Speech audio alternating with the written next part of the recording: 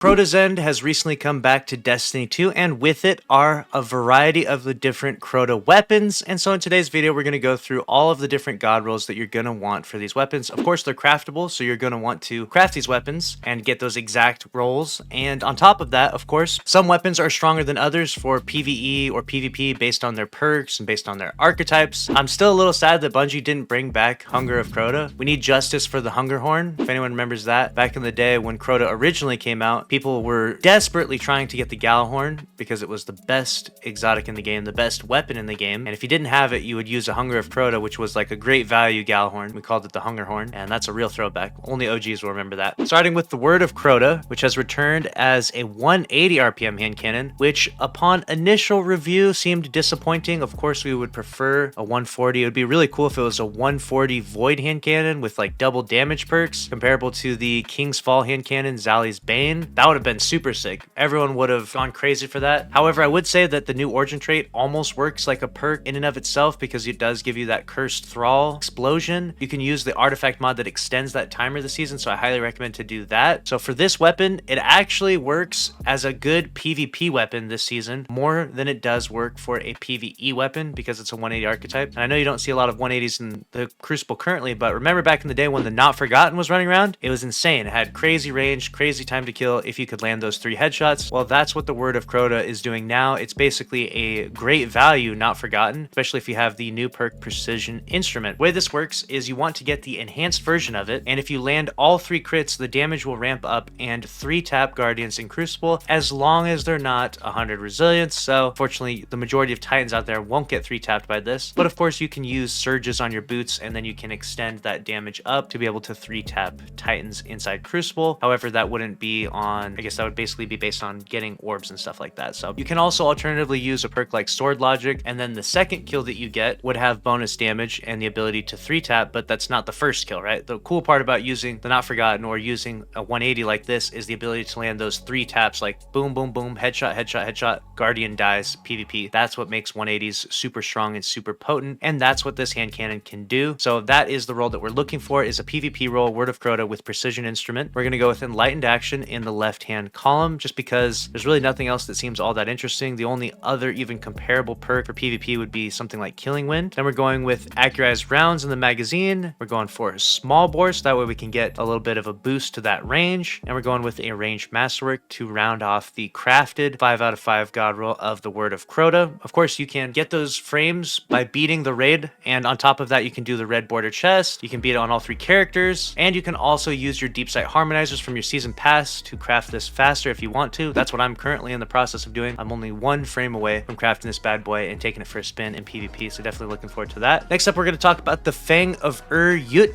We got the Scout Rifle. Unfortunately, its counterpart is going to be the Traxapose, which has Gut Shot Straight and Explosive Payload, 200 RPM Strand Scout Rifle. So it's the better archetype for PvE. So this thing doesn't quite compare to that. Like, this has basically like a boogeyman type weapon that does a lot better than it does. So it had some potential, the Fang of Yut. Again, double damage perks would have been crazy. I know Bungie probably didn't want to do that again because of power creep, especially with weapons like Fatebringer, Zali's Bane, and a variety of other King's Fall weapons, which do have double damage perks. You don't want to create too much power creep in the game, but I feel like once you start that ball rolling with the double damage perks, you got to keep it going because it's hard to motivate people for weapons. But for this one, the 2 most interesting perks are going to be Shoot to Loot and Kill Clip on this bad boy. That'll be the go-to perks you'll look for on that. But overall, I'm probably not going to craft this thing. It just doesn't seem that interesting. I already have the good roll of the Traxpose. Most of you probably do too. You just have a roll that has Explosive Payload. It's just significantly better than the Fang of Yut. So I wanted to just briefly mention it and move on from it. Next up, we have the Swordbreaker Shotgun. We've got Opening Shot, Slide Shot, Accurized, Barrel Shroud, and a Ranged Masterwork. This is a PvP roll of the shotgun. It's the 80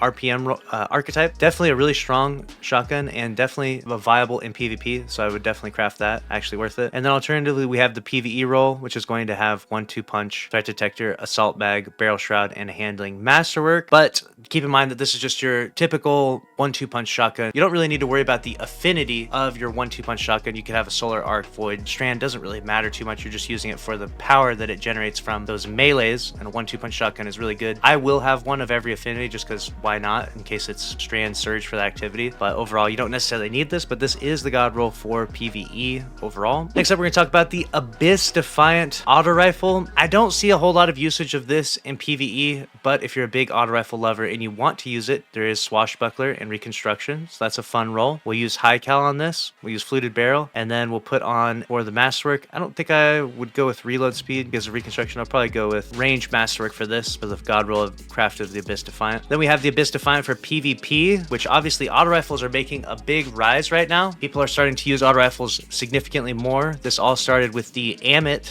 auto rifle, and now it's progressed into the Necrochasm. And I think soon here people will wake up and realize that that 7th Seraph auto rifle is actually insane with target lock. And right now though, the Abyss Defiant, it's a 360 archetype, not quite as popular as the 450s that we're seeing right now, but 360 archetype. You got target lock, Reconstruction, ricochet rounds, Fluted Barrel, and a ranged Masterwork. Thing might be really spicy in PvP, especially as we are pushing closer and closer towards an auto rifle meta. So if you are enjoying auto rifles and if you've beat the raid a bunch of times, you might actually craft that bad boy for PvP. Next up, we got the Oversoul Edict for PvP. For PvP, we're going to be using Headshot Seeker. This is a 540, so this is that really good archetype in PvP. Head Seeker, Keep Away, Ricochet, Arrowhead Break, and a ranged Masterwork. Very nice. The only problem with this is its base stats are kind of crap, but it's probably the spiciest 540 in the game. This thing would absolutely melt faces. I could see this being a big problem in PvP. I could see people enjoying this way too much and just destroying lobbies with this. This is a really good weapon. I highly recommend to craft this. And then we have the PvE god roll, which is going to be Volt Shot and Demo. And the reason why you want to use Volt Shot is Volt Shot actually synergizes with Cursed Thrall. So you'll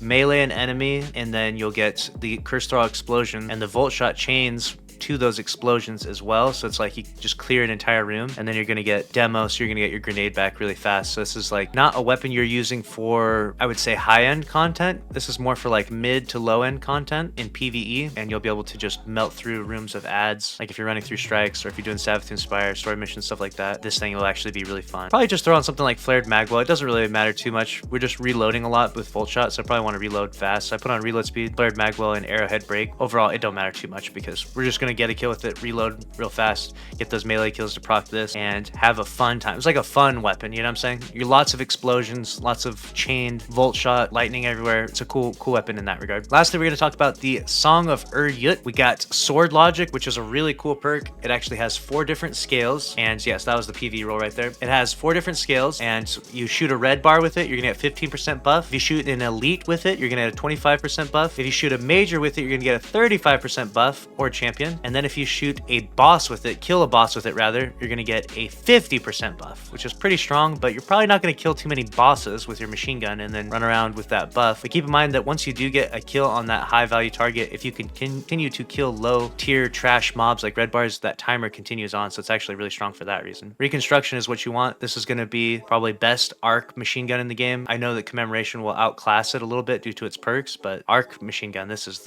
where it's at. Fluted Barrel, Ranged Masterwork, Reconstruction, Sword Logic. This is very spicy, very fun roll. I've already grinded for the god roll of the regular roll of this. Like I went and turned in a ton of spoils of conquest, and I got this roll right here with Reconstruction, Sword Logic, and Extended Mag. And whenever I'm in PvE, this thing doesn't come off. Super fun for clearing ads. Really strong. Excellent weapon. Love this thing. So that's the god roll of every crafted weapon that's worth it in PvP and PvE. Some of them I'm not going to mention, like I didn't mention a Word of Crota for PvE, for example, just because we're not really using those in PvE. And there's already 2 hand cannons that have double damage perks, Fatebringer and Zally's, so they like significantly outclass this weapon. Probably just not going to use this too much in those particular activities. If you disagree and you want to give, you know, a really good roll of it in PvE, you can. I mean, there's like Demo and Adrenaline Junkie, which has been historically been a really good option, but I just think people are going to use Fatebringer and Zally's more than this. Fang of Yut, which is just not very impressive PvE or PvP, in my opinion, but maybe I'm wrong. Maybe I'll have to take it for a spin in PvP, but Traxpos outclasses that big time. Then we got the Swordbreaker, which has definitely got really good rolls, both of them. And we got the Abyss Defiant, which has some mid rolls for both of them. And then we got, but it's an auto rifle, so you never know in this season.